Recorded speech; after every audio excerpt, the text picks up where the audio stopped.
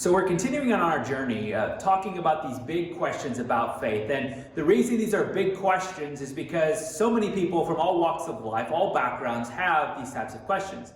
People who are new followers of Jesus or have been followers of Jesus for a long time, and even people who are skeptical, who are agnostic, who are atheists, people on the outside looking in, people who are searching and are seeking and trying to figure out if Christianity is the right way to go. And the two reasons why we're talking about these big questions, the first of these is that there's so many people who've been drawn to faith because of the answers to these questions. They find that Christianity provides the best, coherent, sufficient answer to these deep questions that we all have. But at the same time, what we also see is we see people who have been pushed away from faith.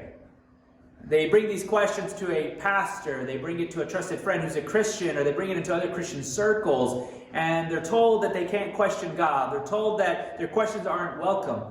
They're told that the Bible says it, I believe it, that settles it, that they take the Bible at face value, they never ask a question about it. And so they are turned off by Christianity, they're turned off by faith, and so they walk away completely knowing that their questions are not welcome.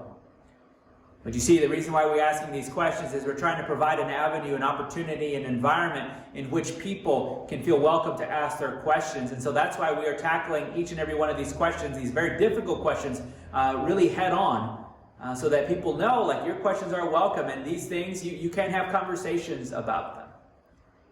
Now, to get into what we're talking about today, I'm going to start out with, and I don't know if you've seen this movie before, it's called No Country for Old Men, and it's obviously based off a book. What I really find interesting about this book is this monologue that one of the main characters has. He's a sheriff. He was a a Vietnam veteran, I believe, or World War II veteran. He fought in wars, what I remember from the story. And he reflects, in his time as a sheriff in 1980s West Texas, reflects on the revolving evil in his world, or specifically in his current circumstances. And here's what he says in his monologue. He says, I sent one boy to the gas chamber. He killed a 14-year-old girl. The paper said it was a crime of passion, and he told me there wasn't no passion to it. He told me that he had been planning to kill somebody for about as long as he could remember. Said if they turned him out, he'd do it again.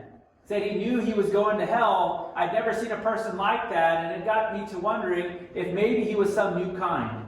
But I didn't know what to say to him. What do you say to a man that by his own admission has no soul? Now, we would like to think, and I think we wish, that evil, the bad that happens in the world, were confined to a story. That it was confined to a fictional story, that it wasn't true, that it didn't exist. Because if it didn't exist, then there wouldn't be any pain and suffering in the world. People wouldn't be dying recklessly or at a young age. So we see all these things that are happening around us, the evil in our world, the bad in our world. And one of the things that we have, or we wonder, we question, is this, is we say, why is there pain and suffering in the world? And usually it's because we have a particular situation in mind when we ask this particular question, because we see so much evil, we see so much pain and suffering in the world, we can only question, right, why there's so much of it here.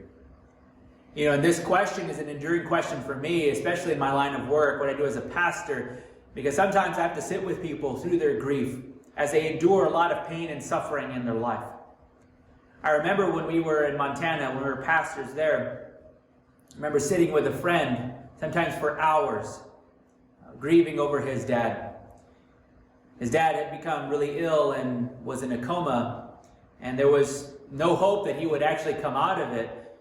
So I remember sitting hours with him in silence sometimes, and I remember sitting with him for hours as he wept over his dad and wondering if his dad wakes up, or is he going to wake up, and if he doesn't wake up, is he going to have an opportunity to accept Jesus? Is he going to have an opportunity to say yes to follow God?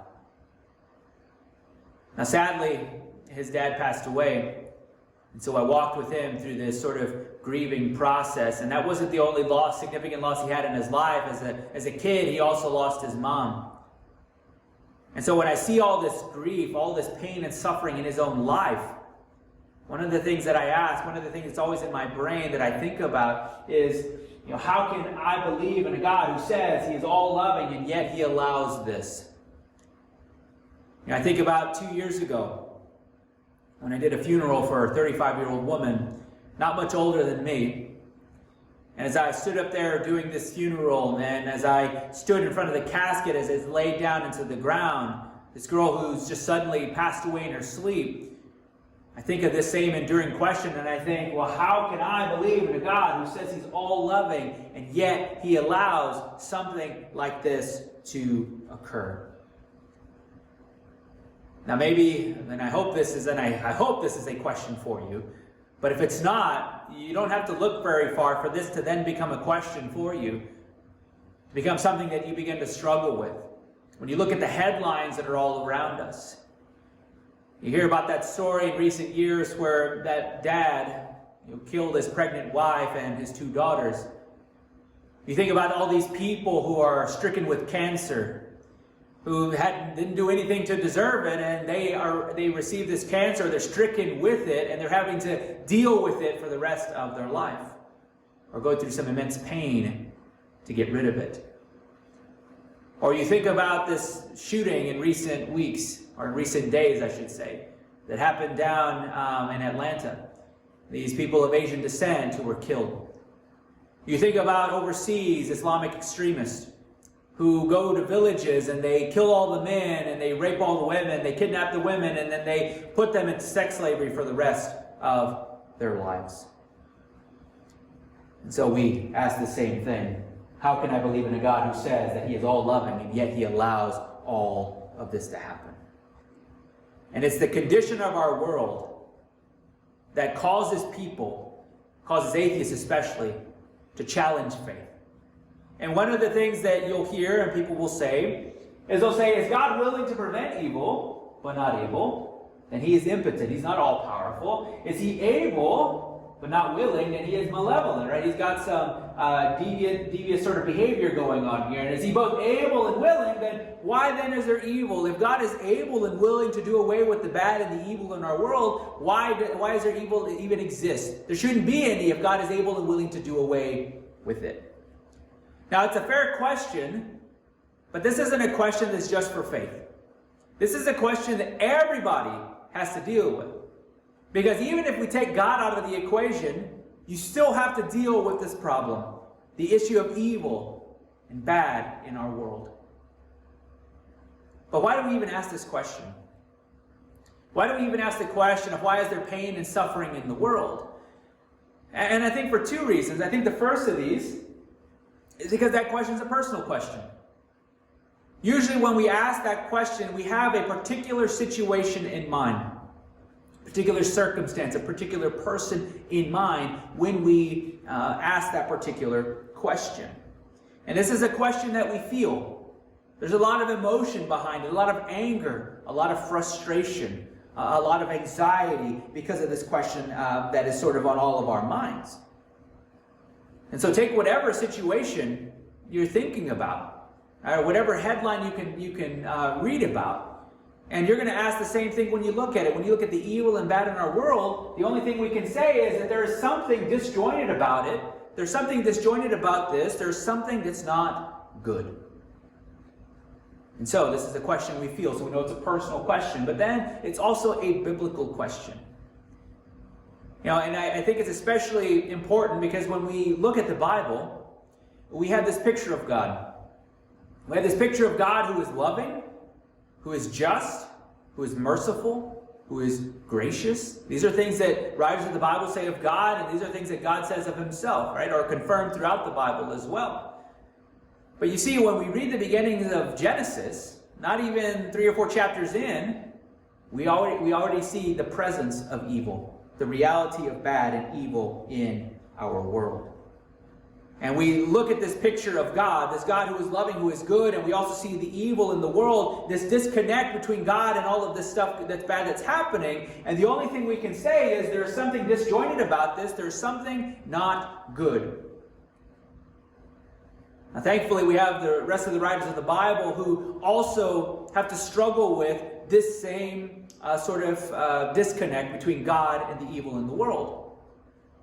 You see many psalmists who sit there and cry out to God and say, my God, why have you forsaken me? You were a good God, but yet I feel as though I am forsaken. My enemies are overtaking me. But I know you're good, and why is this happening? So there's that disconnect. Or God, how long until you deliver? How long until you rescue? Again, it's that disconnect between this goodness of God, a just God, a merciful God, a gracious God, and the evil that is so seemingly rampant in our world. So it's a personal question, and it's a biblical question. You see, again, this question that was an enduring question we all ask, why is there pain and suffering in the world? This is, again, a question that's not just a personal question, it's a biblical question, but it's a everyone question. Everybody has to answer this particular question. Whatever worldview you have, whatever worldview you adopt, or whatever religion you adopt, it has to answer this question, or have an answer for it. And as you go through it, you find that actually all different worldviews have different answers to this particular question. You look at just a handful of them, like the sort of the New Age sort of movement that's here. There's this guy named Eckhart Tolle. He is wrote a book called The New Earth, and very New Age sort of mentality. And he is a sort of the spiritual religious guru for like Oprah and probably mainstream culture and all of these other kinds of things. And in his particular book, and among other books, the way they look at evil, the way the New Age approaches to evil, is that evil doesn't exist. That evil is what they call Maya, which is an illusion. So really what that does is that denies the reality of evil in our world. So if you're experiencing any pain, any suffering, any evil, it's just an illusion. It really doesn't exist. You see, that's very different than Christianity. What Christianity tells us is that evil is real, that bad is real, that pain and suffering is real. And it's so real that the way God chose to deal with our pain and suffering and the evil in the world is that He chose to send His Son to endure the ultimate pain and suffering on our behalf, to give us hope for a new life. So the New Age movement may deny the reality of evil, but Christianity takes it head on, doesn't sweep it under a rug, and says it is real and it needs to be dealt with. Or you look at Hinduism. Hindus who believe in karma and some Buddhists who believe in karma. Again, the whole idea of if I do good to people, good will happen to me in return. If I do evil, if I do bad, bad will be in my return as well. But you see, if you believe in reincarnation, that means if you've done a whole life worth of evil and bad, then in your next life, it's going to be terrible for you. And so if we were to say that right now your life situation is terrible, is bad, and if you believe in karma, the only thing I can tell you is that you deserve every ounce of pain, every ounce of suffering, every ounce of evil that's happening to you. That's what you deserve in sort of a karmic sort of mentality. And so what that does is it legitimizes evil. It says that is what's due to you because of the bad that you have done in your life. But you see, the Christianity, the way the Bible tells us, it's very different from that. Quite different from that. You go to a story like John chapter 9, and in this particular story, there's this man that was born blind, and these people around him says that who sinned, right? Or who made a mistake, or does this man make a mistake that has caused him to be blind? But Jesus turns to them and says, no, there was nothing that this man did of why he is blind today. So Christianity recognizes that it's not always the consequences of our actions that puts us in the situations that we are today. Now take atheism, for example. You look at atheism, and atheism says that because there is evil in the world, God doesn't exist. But what's interesting about that sort of line of reasoning is that you take God out of the picture. You say He doesn't exist because there's evil. The fact is that there is still evil. There's still bad. And so an atheist will say, okay, well, God doesn't exist, but I still look at my world and say, okay, this is disjointed. There's something wrong about all of this. Right? There's something crooked about all of this. But you see, where do they get this idea that this is wrong? Where do they get the idea that this is disjointed? Where's the example for them that says, okay, this is the perfect picture, right? And this is not the way life is supposed to be. Where do they get that from? You know, the Bible tells us that God has put eternity in our hearts, this desire for something more than what this world has to offer. That this life isn't all that there is. God has put that in each and every person. And so when an atheist claims that, when an atheist claims that this thing is all wrong, but there is no God, all this is evil here and there's no God, they're using categories that God has created, that God has put in them, to discredit God, to say he doesn't exist. But there's a big problem with that. I think without God, we actually have a harder time reconciling the evil and the bad in our world. C.S. Lewis even dealt with this particular issue. He struggled with it. He says, when I was an atheist, my argument against God was that the universe seemed so cruel and unjust, but how had I got this idea of just and unjust? Of course, I could have given up my idea of justice by saying it was nothing but a private idea of my own, but if I did that, then my argument against God collapsed too. For the argument depended on saying that the world was really unjust, not simply that it did not happen to please my private fancies. And so he wrestled with this idea that there was evil in the world, and that he got those categories from somewhere, that he got this example of what the world should be like, not out of his own sort of convictions, but a conviction that was greater than he was, an objective view of the world. So he realized that atheism wasn't the answer to the evil in the world. And so now this whole question of why is there pain and suffering, it's a very tough question. And so I don't really want to address it from trying to give you an answer to that particular question, because the fact is that there is evil, that there is pain in the world. But I think what's different from all these worldviews is how we approach it. What do we do in the face of evil and suffering and pain in our own life? Like, how do we deal with it? And I think that's where Christianity is very different than every other worldview, every other religion. We go to a particular story, John chapter 11. And in John chapter 11, what we find here is the story of Lazarus. And you may be familiar with the story, and you know the end of the story, maybe if you're familiar enough with it. But it's a really great story, and I think that really puts in view for us what is it that we have, what hope we have in the face of our own end. And so here's how the story begins. It says, now a man named Lazarus was sick. He was from Bethany, the village of Mary and her sister Martha. This Mary, whose brother Lazarus now lay sick, was the same one who poured perfume on the Lord and wiped his feet with her hair. So the sister sent word to Jesus, Lord, the one you love is sick. When he heard this, Jesus said, this sickness will not end in death. No, it is for God's glory, so that God's Son may be glorified through it. Now Jesus loved Martha and her sister and Lazarus. So when he heard that Lazarus was sick, he stayed where he was for 2 more days. Now imagine for a moment, like put yourself in the shoes of Mary and Martha. Like, you actually know Jesus.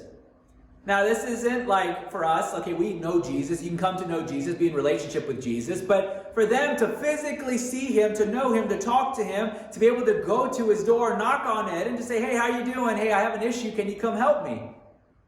They had that deep and intimate relationship with Jesus. It's not like if you have a problem or an issue and you're trying to move something from one house to another or something like that, and the only friend you know that has a truck that can help you move is some acquaintance that you haven't talked to in like over a year, and you're like, okay, I feel awkward kind of calling this person to come help me. But see, that's not Jesus. What we see here with Jesus is that he knows them, right? And he loves them, right? That's what we get from this text. And he deeply cares for them, and he's willing to come and help them. And so the problem that they have and that they present to Jesus is that there's this friend or this brother who is sick. Lazarus is sick. And Mary and Martha, they know the miracle worker. They know Jesus. He's able to heal anyone. He's delivered people from evil spirits, and he was able to heal people of some of the hardest infirmities to sort of get rid of. And so they know that he can do something about it. But one of the things that I think Mary and Martha have to struggle with in this sort of situation here is what we see in the last part of this verse, is that where Jesus says he heard that Lazarus was sick, but then he stayed for 2 more days where he was. Now Mary and Martha come to Jesus, and they're maybe coming in tears and weeping and saying, we need this person to be healed, but he waits. And that's the same thing that followers of Jesus have to struggle with as well. Where we come to Jesus in prayer, weeping, in grief, and he doesn't come. or he waits too long to come. I think of my cousin who is newer to faith, and in the middle of this COVID season, her husband contracted the virus and ended up in the hospital, ended up on a ventilator. And it was this back and forth of, okay, he can breathe well now, let's take him off. He's not doing so well, let's put him back on. Back and forth, back and forth, back and forth. I remember her contacting all of us and saying, that she needed prayers, that she needed God to heal him. And I don't know how many times she probably went before God and cried in her grief and in her pain, wanting him to answer, wanting him to come and to heal him. Unfortunately, he passed away. So something she probably still wrestled with, something she still struggles with, is the fact that her husband was really sick. She needed Jesus to heal him, but he did not come. Now you see, we have this biblical model for unanswered prayer. And we look at the Bible and we look at something like Jesus and his example. Now Jesus, before he goes to the cross, he gets on his knees and he's weeping before God. And I think one gospel says it's basically almost like sweating blood. I mean, that's the sense that we get. And he is saying, God, take this away from me. I know I'm going to have to die, but I don't want to do it. Take it away from me. 3 times he did it, but God did not answer. Instead, Jesus still went through with his task and died for me and for you. You think of the Apostle Paul, who had this thorn in his side. And this thorn that it was probably some physical sort of infirmity. And he asked God to take it away. And God didn't take it away. And instead, God tells him, in your weakness, my power is made strong, or my power is made known. And so we hear these examples, and we still struggle. We still try to think through, okay, well, yes, that's a great example, but that still doesn't solve the problem for me.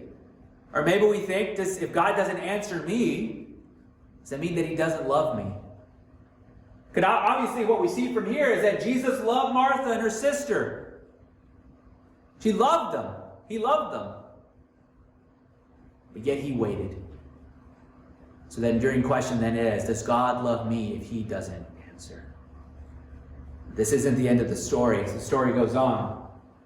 On his arrival, Jesus found that Lazarus had already been in the tomb for 4 days. Now Bethany was less than 2 miles from Jerusalem, and many Jews had come to Martha and Mary to comfort them in the loss of their brother.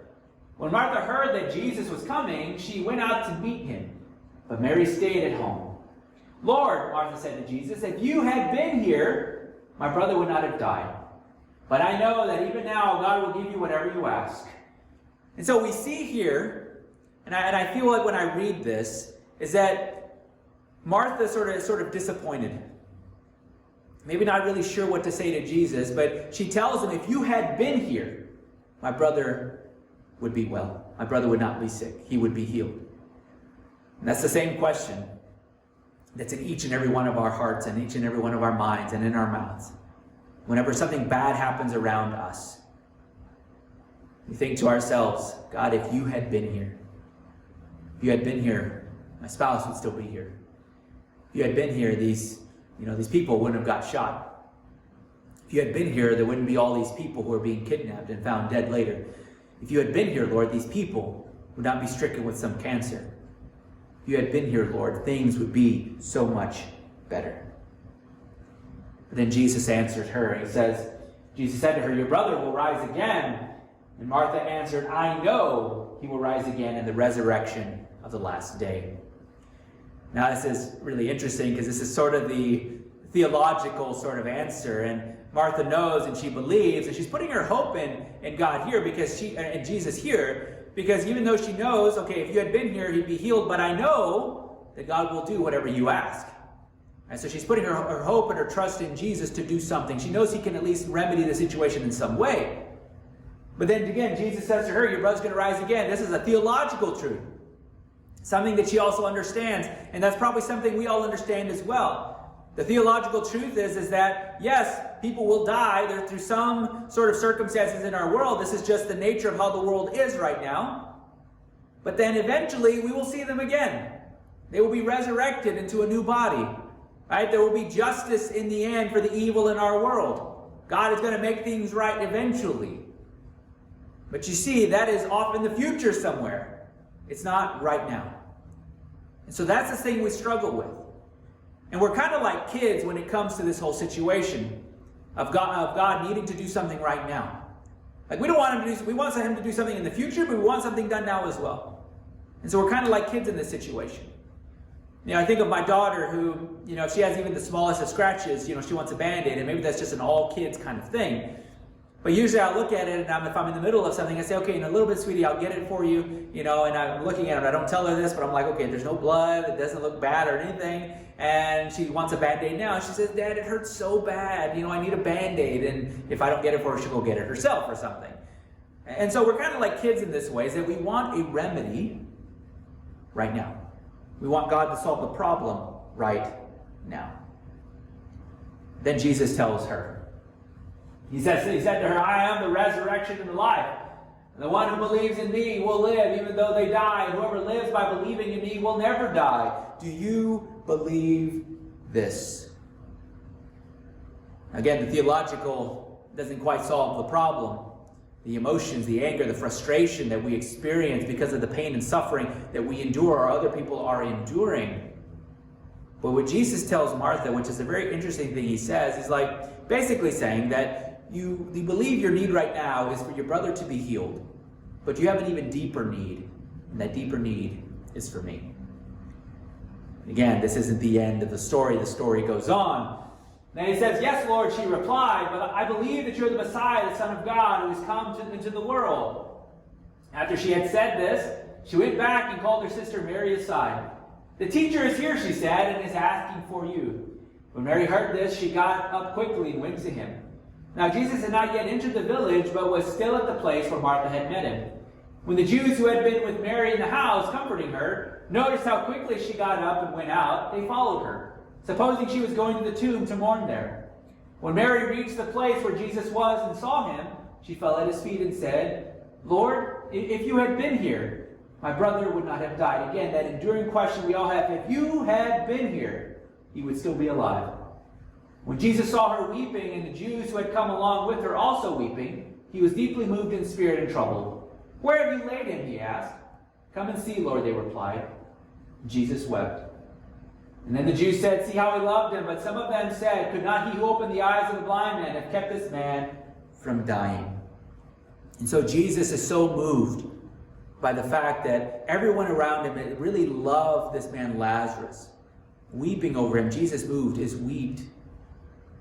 weeps because he's moved by this situation. But we look at this and we think, okay, the miracle worker Jesus is crying when he could have done something about it.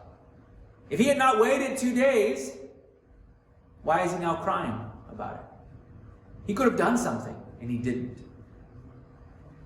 You know, sometimes it can be sort of unsatisfying to think of a person who tries to identify with you or try to comfort you in your grief and your pain and your suffering when they don't quite understand really what it is that you're going through. But you see, the thing is that Jesus does understand everything that we have to go through. You know, Jesus says, or Isaiah says here about Jesus, he was despised and rejected by mankind, a man of suffering and familiar with pain, like one from whom people hide their faces. He was despised and we held him in low esteem. Surely he took up our pain and bore our suffering. Yet we considered him punished by God, stricken by him and afflicted. But he was pierced for our transgressions. He was crushed for our iniquities. The punishment that brought us peace was on him, and by his wounds we are healed. And so Jesus stands with us in our grief and in our pain. He actually weeps with us. And that's one of the comforting things I think we see about faith, we see about Christianity. It's that no other sort of faith that we have this God who's willing to come down in physical form and then to die for us, to actually endure the pains that we would endure, to fully identify with humanity. And so when we're dealing with evil, pain, and suffering, we know that Jesus ultimately dealt with that very same thing. And so we know we can come to him in our pain and our grief. Again, we know the story is not the end. Well, that's not the end of the story. Jesus, once more deeply moved, came to the tomb. It was a cave with a stone laid across the entrance. "Take away the stone," he said. "But Lord," said Martha, "the sister of the dead man, by this time there is a bad odor, for he has been there 4 days." Then Jesus said, "Did I not tell you that if you believe, you will see the glory of God?" So they took away the stone. And then Jesus looked up and said, "Father, I thank you that you have heard me. I knew that you always hear me, but I said this for the benefit of the people standing here, that they may believe that you sent me." When he said this, Jesus called in a loud voice, "Lazarus, come out." The dead man came out, his hands and feet wrapped with strips of linen and a cloth around his face. Jesus said to them, "Take off the grave clothes and let him go." And so we know from the story that Jesus' power over death is absolute. This is the only hope that we have in the face of evil and suffering. That one day Jesus is going to do away with the evil in the world. That he's going to bring justice to those people who seemingly get away with their crimes. That Jesus is going to come and reconcile and heal all those people who have been stricken with cancer. He's going to resurrect the people who have died way too soon. And anyone who has died on this earth who's following Jesus is going to be resurrected into a new body as well. You know, I always think about in this story, I always think about my grandfather. At a young age, he contracted polio. And for the rest of his life, his legs were misshapen. He walked in a very weird way, and he had navigated life as best he could with the disease that he had contracted. And he suffered for a great deal of his life. And I imagine him, just seeing him. Whenever I see God, whenever I meet God face to face and I'm able to see my grandfather again, to see him walking in the way that he should have been, fully healed. And so maybe you have a particular person in mind who this story maybe reminds you of, but I think generally speaking, it reminds me and gives us hope, or reminds me of the hope and gives me hope of what is to come. And now Christianity is very different, quite different than all other worldviews when it comes to dealing with evil, pain, and suffering in our world. You know, that question, I think, of why is there evil, why is there pain and suffering in the world, it's a good question, it's a genuine question that we have, but I'm not sure if even getting the answer to that question is going to be sufficient for that anger, the anxiety, the frustration that we all feel because of the evil, pain, and suffering in our world. And so an even better question that we have to ask is then, how do we then deal with it? What do we do with it? And that's where every worldview comes in, because every worldview tries to address this problem. You might take the New Age approach. They might tell you, well, evil doesn't exist. Pain and suffering that you are enduring right now, it's just an illusion. If that's sufficient for you, well, good luck. Or maybe you believe in karma. All I can look at you if you're enduring something bad right now, all I can tell you right now is that there is no hope, and you deserve every ounce of that pain that you're enduring. Or maybe I want to take the other route, the extreme route, and say, well, you know what? There's evil and pain in the world. I'm going to take that out of the picture altogether. But you see, for atheists, they still have to deal with this problem of pain and suffering in the world. Taking God out of it doesn't solve the problem. Actually, I think it makes it much worse. It makes it much more difficult to sort of reconcile the pain and the suffering and actually how to deal with it. And I think deep down what we find is that if you take the atheist route, this is the end of the story. You endure some injustice. That person gets away. There is no justice. This is the end of the story. This life is all that there is. Or you are stricken with some cancer. There is no hope. This is the end of the story. But we're told in Christianity that this isn't the end of the story. Again, we're told in Ecclesiastes that God has put eternity in our hearts. This desire for something more than this world has to offer. That this world, this life, isn't all that there is. And so we know in Christianity we're given hope. And that's something that is very different than every other worldview. No other worldview provides the hope that Christianity provides in Jesus. And no other worldview gives you the means to get through your pain and your evil and the suffering that is occurring in the world. But the hope that we do have is what we find in Revelation chapter 21. It says, He will wipe away every tear from their eyes. There will be no more death or mourning or crying or pain, for the old order of things has passed away. And He who was seated on the throne said, I am making everything new. So Jesus promises to make everything right. So the only hope we have, whether you're skeptical, you're trying to figure out if Christianity provides the right answer for this particular question of how to deal with the evil, pain, and suffering. I think for followers of Jesus, I think the greatest hope we have is that this world isn't all that there is. That what we're enduring right now is not the end of the story. Let's pray. God, thank you so much that we have this great hope in you. And because you came, you died, and you didn't stay dead, that you were resurrected, that we have hope for this eternal life with you. That we have hope that justice will be served one day. That for the many regimes and people who get away with their evil, that justice will be brought upon them. That for the sicknesses and people dying sort of just too soon, that you will come and make things right. That you will bring healing to them in the resurrected body. So Lord, we thank you for this hope that we have. This isn't the end of the story. Because I think if it were the end of the story, Lord, there is no hope. What's the point of continuing on in this life if all I'm enduring is evil, if all I'm enduring is pain and suffering? The only way we get through it is with hope. And that's only something you provide. So I pray, Lord, for anyone who's enduring some kind of pain in their life, that you would reveal yourself to them in a new way. That you would show them, Lord, that you are the only hope for this life. And for those of us who are sort of on the outside of these sort of circumstances, that maybe we're not enduring any of these kinds of things, to know that this question that we pose is a valid question. But to know that it can ultimately be solved by you. It can only be solved by you.